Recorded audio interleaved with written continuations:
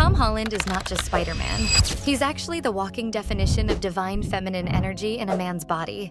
And that's exactly why everyone's obsessed. Most people think feminine energy means being weak, passive, or too emotional, especially for guys.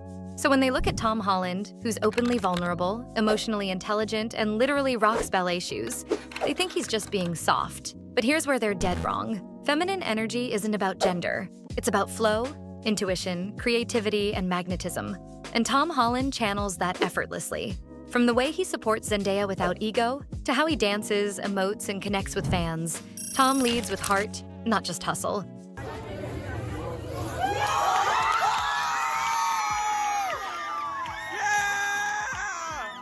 He's proof that you don't need to dominate to be desired. You just need to be in touch with your power in a different way. And what most people don't realize? Tom's feminine energy isn't hurting his career or his image. It's amplifying it. He's not less of a man. He's actually more of a magnet. In this video, we're breaking down exactly how Tom uses divine feminine energy and why it might be the real secret to his rise. Tom Holland learned ballet when he was 12 years old. I'm Tom Holland and I play Billy in Billy Elliot the Musical. It all started, I used to go to a street dance club and we did a show in White Lodge, the ballet school. And the headmaster, he spotted me. He was like, we wanted to audition for Billy Elliot, and I was like, oh, fair dues. So, okay, I'll go for it. And then that's pretty much how it started. And for a lot of people, that sentence alone is enough to trigger a reaction. Not just curiosity, but judgment. Like, wait, ballet? For a guy? Let's be real. The world doesn't exactly cheer when young boys pick up ballet shoes. What would you say was the best things that you liked about doing ballet? For me, it was something I'd never done before. I've always done sort of street dancing, and it just was a challenge. I thought it was really difficult, and I kind of liked doing stuff like that. Most people hear ballet and think tutus, pirouettes, and pink, the kind of coded femininity that makes certain dudes instantly uncomfortable. If you're a guy, and especially a teenage guy, dancing ballet in front of your friends isn't just seen as artsy.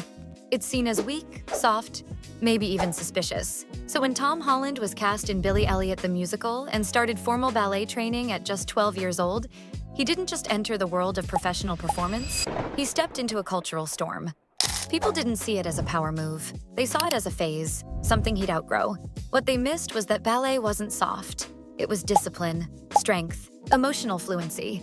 The exact tools that would later separate him from every other actor trying to play Spider-Man. There's a kind of poetry about the way he moves. There's a language to it, which is rather beautiful.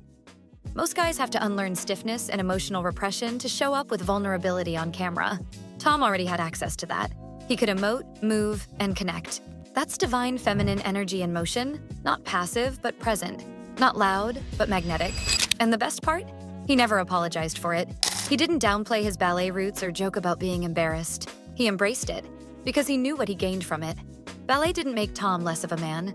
It gave him the energetic blueprint that would turn him into one of the most emotionally compelling leads of his generation. The grace, the strength, the emotional awareness. That wasn't decoration. It was preparation. And while other guys were bulking up for superhero roles, Tom had already built something more rare. Range. Not just physically, but energetically. And funny enough, his next breakthrough moment, the moment he actually got Spider-Man, only confirmed this energy was real all along. I just found out online. They didn't call me up or anything. Tom Holland didn't get a phone call. He didn't get a dramatic in-person reveal, a surprise studio meeting, or even a formal email. He opened Instagram. That's how he found out he was Spider-Man. By scrolling his feed and seeing Marvel had posted, introducing your new Spider-Man, Tom Holland. That was it. No heads up, no dramatic cue, just a feed post. Now, that sounds like a logistical blunder, right? Like the biggest moment of your life getting casually dropped into your phone like it's just another meme? For most people, that would feel chaotic or even disrespectful. But here's the hot take. This wasn't a fail. It was the perfect energetic match. Because Tom Holland getting the role that way, casually, effortlessly, in flow, is the embodiment of divine feminine energy. Feminine energy doesn't obsess. It doesn't cling. It aligns. It prepares. It trusts. Tom didn't claw his way into Marvel. He wasn't sending 50 follow-ups or campaigning like a politician. He had auditioned. He had trained. And then, he let go. He didn't grip the outcome. He simply stayed present. And the result came to him, not through authority figures, but through an algorithm. That's not just Gen Z timing. That's universal timing. Feminine energy doesn't mean laziness. It's not passivity. It's about energetic positioning. And Tom was already positioned. His vibe was already speaking for him. Are you hiding something? With great power comes great responsibility. Are you doing Batman? Where is she? No, you're not Batman. That Instagram scroll wasn't random. It was symbolic. He wasn't chasing. He was aligned. And let's talk symbolism. Instagram is the platform of aesthetics, flow, presence, the literal energy of divine feminine in digital form. That wasn't just a casting reveal. That was a wink from the universe. People think success is about hustle, but Tom's story proves something deeper. When you're truly in sync, things don't need to be forced. They just arrive. And his reaction? Chill, grateful, not performative, just a guy feeling the moment fully. That's what feminine energy looks like. Not louder, just deeper. So yeah, Tom Holland got the biggest role of his life via Instagram.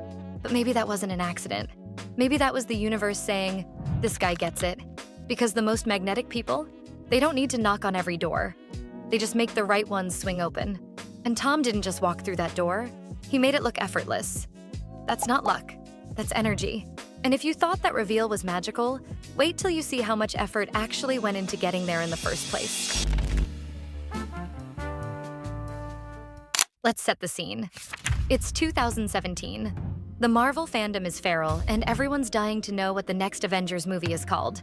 Marvel's keeping the title under tighter wraps than the nuclear codes. Every interview is a trap. Every actor is on script lockdown. And then, boom, Tom Holland goes live on Instagram. He opens a package from Marvel. Inside, a poster clearly labeled Avengers Infinity War. He holds it up like it's no big deal, completely unaware he just revealed the title to the world.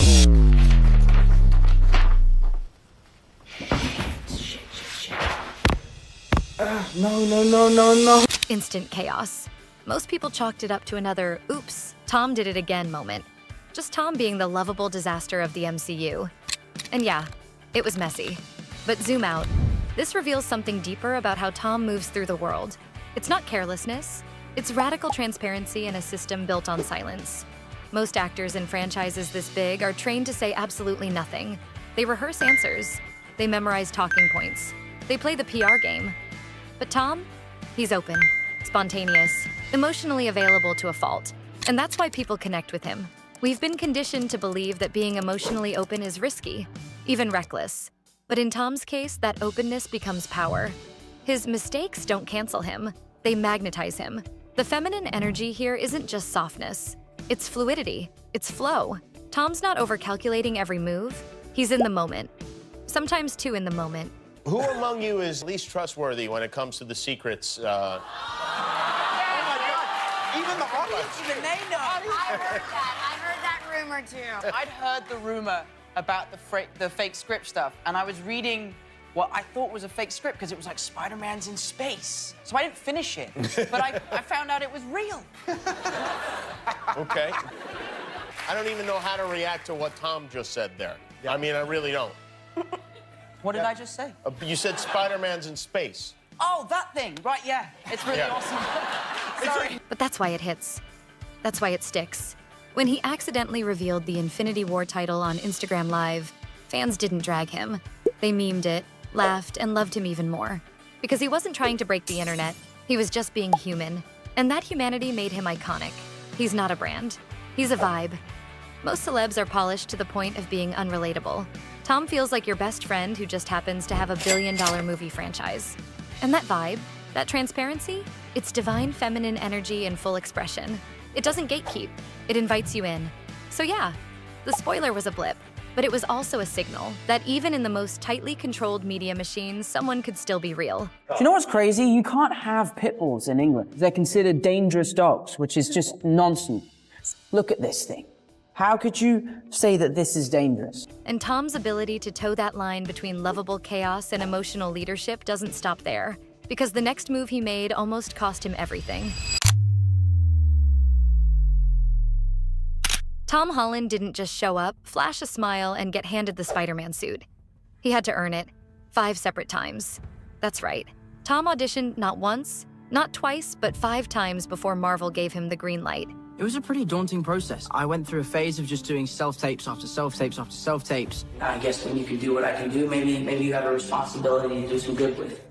Now, most people hear that and think, okay, classic Hollywood grind. Like, yeah, it's competitive. Re-auditioning is normal, no big deal. But let's zoom out. Let's actually look at what it means for someone, especially someone like Tom, to keep showing up to audition for the same role over and over with no guarantee he'd land it. The deeper truth? That wasn't just hustle. It was energetic persistence, a divine feminine power move disguised as Hollywood bureaucracy. Because Tom didn't push his way into the role. He flowed toward it. He kept showing up, yes, but not with bitterness, not with a chip on his shoulder, not with that toxic, I deserve this energy a lot of actors project by round 3. He stayed present, humble, open, and he adjusted. Not because he was trying to manipulate the outcome, but because he was in tune with the process. He's incredibly professional, and he's always giving 150%. He won't stop until a shot looks great or until the emotion of the scene works. He keeps pushing and pushing and pushing. And that's what people don't realize about divine feminine energy. It's not about passively waiting. It's about active surrender. It's showing up without gripping so hard to the result that you kill your own vibe.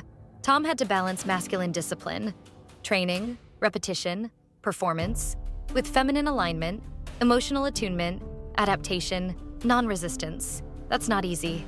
That's alchemy. Every time he walked into that room, he wasn't just proving he could play Spider-Man. He was embodying a new version of what Spider-Man could be. We met about 200 boys, and there were so many of them that were so good. But Tom was different than everyone else. Okay, then. Do I need to do that? I know we're on different teams. I just don't want to be disrespectful to you. You can surrender. Tom didn't read as a kid pretending to be a hero. He read as a sensitive kid becoming one. And that emotional nuance? That's what made Marvel pause.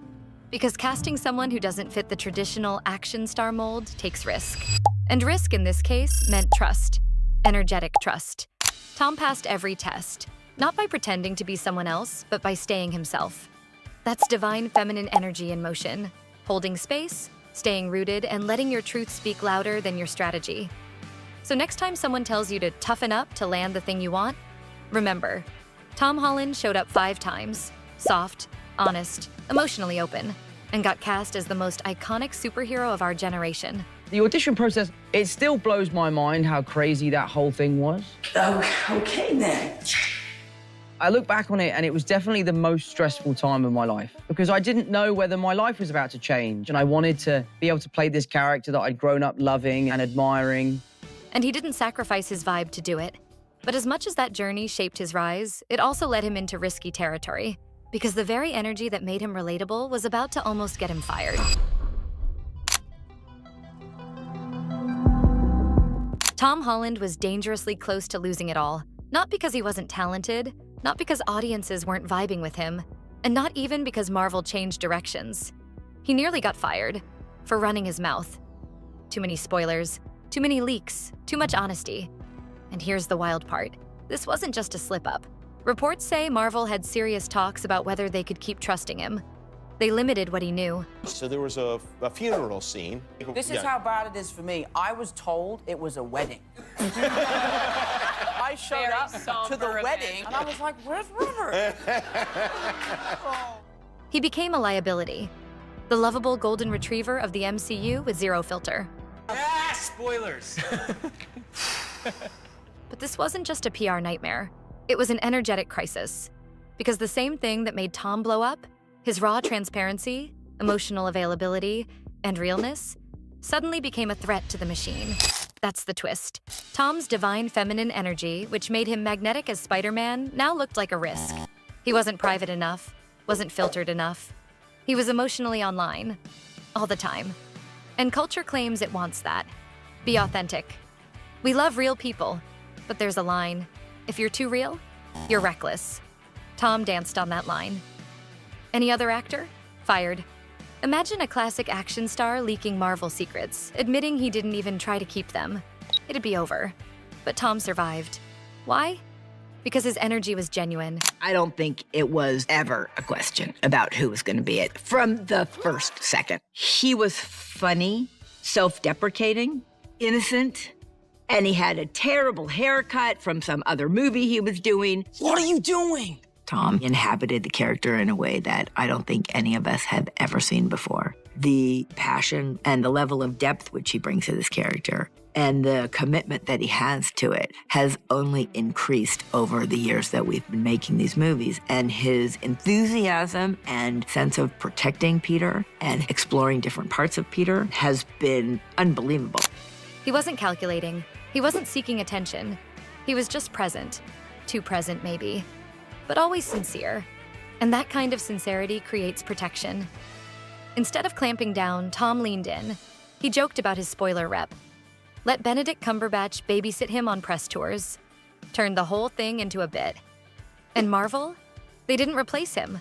They restructured around him, gave him less script access, paired him with tight-lipped co-stars. They didn't cancel the chaos. They branded it. Tom's so-called flaw became leverage, which tells us something big.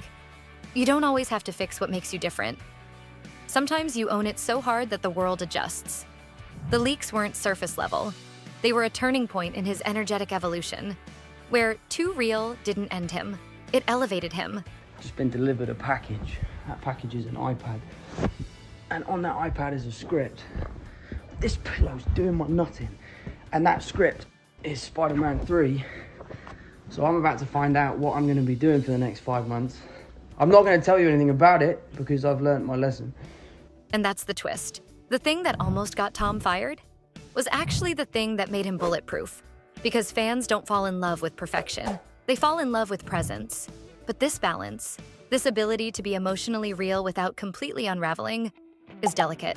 And sometimes the universe throws in the funniest contradictions just to test how strong your energy really is. Let's get into it. It's true, you actually don't like spiders. I hate spiders. Please don't bring one out. So many interviewers are like, here's a spider. I'm like, no! In Brazil, this guy brought this like massive, scary spider. And my fear of spiders has got worse because everyone keeps asking me about it. He likes you. Regina, what's going on? I think it's gonna fall off, dude. So I was like, do you know what? I'm gonna hold the spider. I'm gonna do it. It'll be fine. And my whole body like froze when he put it on. It was awful. But yeah, I'm not a fan of spiders at all. I think I need some water. Feeling a little faint, I'm not gonna lie. Tom Holland, Spider-Man himself, is absolutely terrified of spiders. Sounds fake, but it's true. He's admitted it in interviews, even freezing up mid-chat when one crawled by. It's not some quirky internet myth, it's real. And honestly, it's poetic. Because everything we've been saying about Tom, his emotional openness, vulnerability, and divine feminine energy, finds a weirdly perfect metaphor in this. The man who plays a spider-powered hero is scared of spiders. You can't make this up. Most actors would spin this. They'd say, yeah, I was afraid, but I got over it. They'd alpha their way through the story. Not Tom. He just says it, straight up. No macho filter. No performance, just honesty. And that's why it lands so hard. I hate spiders. Please don't bring one out. So many interviewers are like, here's a spider. I'm like, no! This isn't about spiders. It's about contradiction. A guy who saves the world on screen but gets jumpy at a bug off screen. That dissonance, it's what makes him real. And real is rare. Because in Hollywood, male leads are still expected to be polished. Cool. Fearless. But Tom breaks that mold without trying. He admits fear. He shows nerves. He lets people in. And fans don't love him despite that. They love him because of it. His divine feminine energy isn't just aesthetics or vibes. It's behavior. It's transparency. It's owning the parts of yourself that PR teams usually hide. That's emotional intelligence. That's spiritual flex. He doesn't fix what's off-brand. He embraces it, laughs at it, shares it. And that's the bigger takeaway here. The contradiction doesn't weaken his image. It strengthens it. Because power isn't about never feeling fear. It's about walking forward anyway. It's about saying, yeah, that terrifies me. And I'm still showing up. Tom doesn't fake courage. He just shows up real. And people feel that. I just want to say thank you, Tom, for helping me. You didn't need to, but you have the biggest heart that I've ever seen. For only being 23 years old, your career is insane and everyone adores you. Thank you. Oh, that's so sweet. The spider fear isn't a flaw. It's a mirror. It reflects what makes him iconic in the first place. His ability to hold softness and strength at the same time. He didn't need to conquer the fear to be a hero. He just had to keep being himself. And in doing that, he proved something huge. Tom didn't overcome the spider to become Spider-Man. He became Spider-Man, fear and all. And in doing that, he proved that maybe the strongest thing a man can be today is emotionally real. So yeah, Tom Holland isn't just a great Spider-Man. He's a walking reminder that emotional intelligence, softness, and divine feminine energy aren't weaknesses. They're the reason he's winning. People love to label guys like Tom as too soft or too goofy. Like you have to pick between being magnetic and being masculine. But what this entire breakdown proves is that the game has changed. Masculinity that doesn't make room for emotional flow? That's the real outdated trope. Tom shows us that you can lead with vulnerability, embrace your quirks, screw up in public, and still be at the top of your game. I was lucky enough actually to fly home back to London today with Chris Pratt from the set of Avengers, and he gave me some very, very, very good advice about press junkets, and that's that you've got yourself this far being yourself, so that should go and prove that that's all you need to be. Not in spite of it, but because of it. And that's the shift. We're not just watching a guy play a superhero. We're watching someone redefine what power even looks like in 2025. So next time someone tries to tell you to tone it down, toughen up, or be a real man, just remember, the most iconic Spider-Man of our generation is literally scared of spiders. And he still owns the whole franchise.